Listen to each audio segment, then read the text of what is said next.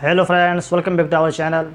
Friends, in today's lesson, in today's video, we will learn about how we can write an application in Arabic language on different topics, such as if any person is ill, is any person suffering from fever, regarding any topics. If you want to write an application in Arabic language, how we will write in Arabic language, because this video is very important for those person who are getting education of Arabic language. YouTube platform, on the social media platform, especially on the YouTube platform, there are some videos available regarding the such as topics how we can write an application in Arabic language. So today's video is very important for those person who want to know, who want to learn how we can write application. Let us try to know. يا أيها الإخوة في فيديو اليوم سنتعرف أو سنعلم كيف نكتب العريضة أو الطلب في اللغة العربية بسهولة. في فيديو اليوم سنتعرف كيف نكتب العريضة على موضوعات مختلفة. أتمنى لكم أو أرجو منكم أن تكون بخير صحة والسلامة. في فيديو اليوم سنتعرف خاصة كيف نكتب العريضة أو الطلب باللغة العربية بسهولة. As you know that in Arabic language we say عريضة or طلب for application. So friends, in today's video we will know about the process of the application. What is the process of application? How is the process of the any application regarding the any topics? If you able to write an application, so today's video is very important. Friends, first of all you have to write in Arabic language. As you know, you write in English language to the principal. You write in English language to the principal, to the headmaster, like it. You have to write in Arabic لمدير المدرسة أو نائب رئيس الجامعة. जैसा कि आप English में application लिखते हैं तो to the principal, to the headmaster, तो इस तरीके का अरबिक में लिखा जाता है इला मुदीरुल मदरसा या इला फजीलतिल मसऊल, या वीसी को लिखना चाहते हैं, यूनिवर्सिटी का कोई वीसी है, इला रईसुल जामिया, इस तरीके का आप यहाँ देख सकते हैं ये स्ट्रक्चर.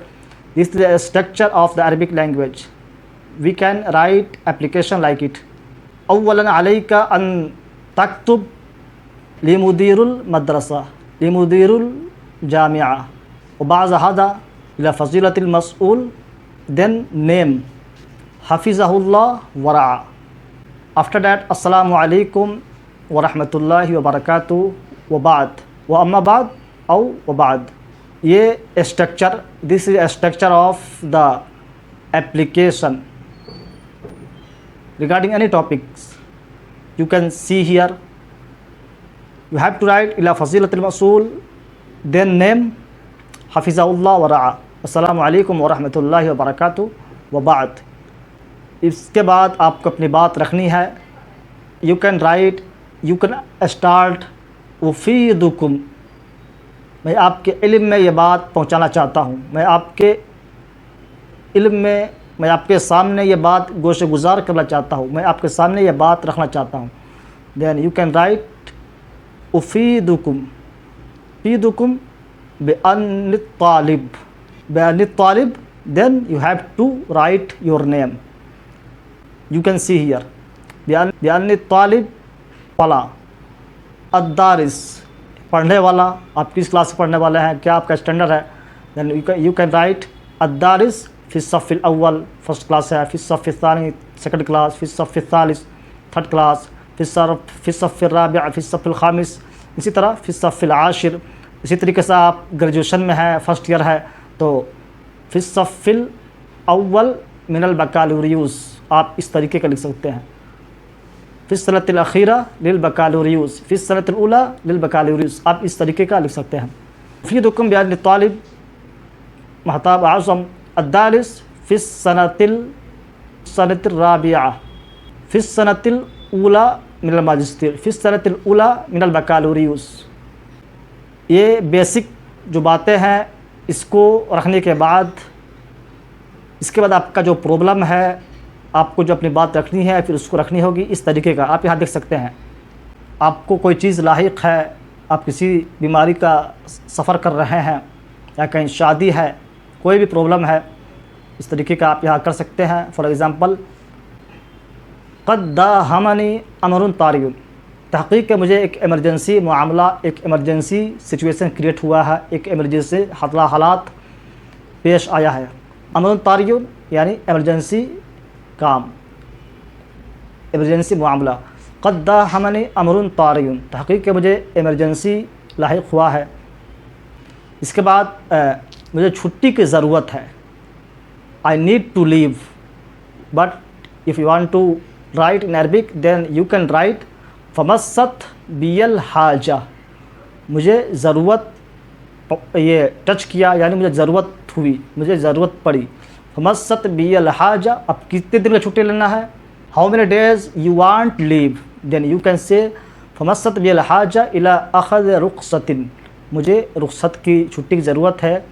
اس کا مقدار کتنا ہے, کتنا دن کا ہے. قدروہا, قدروہا ثلاثۃ ایام, 3 دن کا لینا ہے چھٹی, لیو. قدروہا ثلاثۃ ایام, 4 دن کے لینا ہے. قدروہا اربعۃ ایام, 5 دن کی چھٹی لینی ہے تو قدروہا خمسۃ ایام. اس طریقے کا آپ یہاں لکھ سکتے ہیں. اس کے بعد اپنا جو ایک بڑے کو اپلیکیشن لکھی جاتی ہے تو عاجزی و انکساری بھی پیش کرنی ہے. ریسپیکٹ کا جو لحاظ ہے اس کو بھی ملحوظ رکھنا ہے. تو آپ کہہ سکتے ہیں فأرجو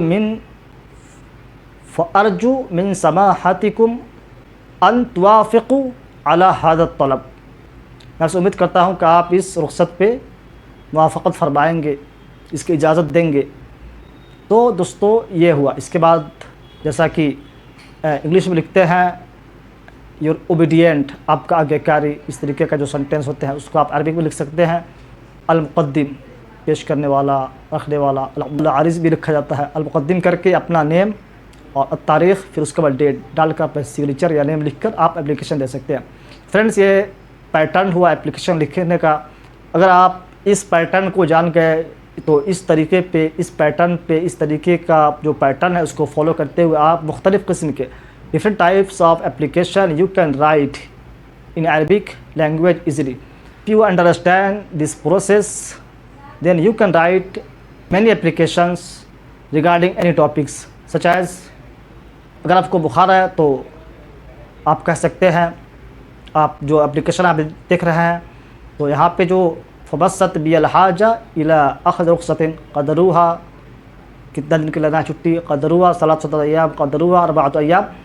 اگر آپ کو بخار ہے, بیمار ہیں تو آپ کہہ سکتے ہیں, اگر آپ بیمار ہیں تو آپ کہہ سکتے ہیں کہ اصبت بالحمى الشدیدہ, تحقیق مجھے سخت بخار لاحق ہوا.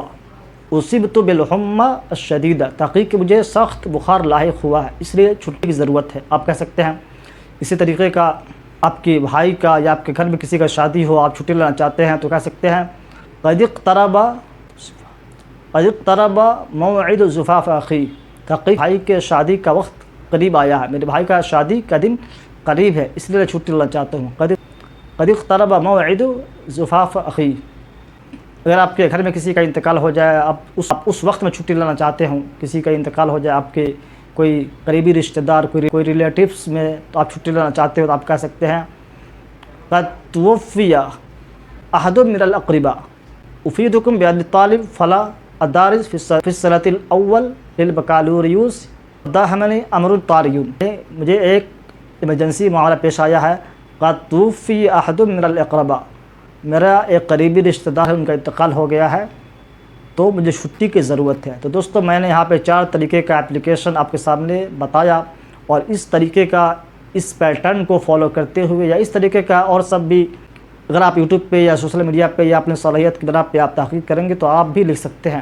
لیکن اپلیکیشن یا کوئی بھی بات مؤثر وہی ہوتی ہے جو کم الفاظ میں اپنی بات کہی جائے.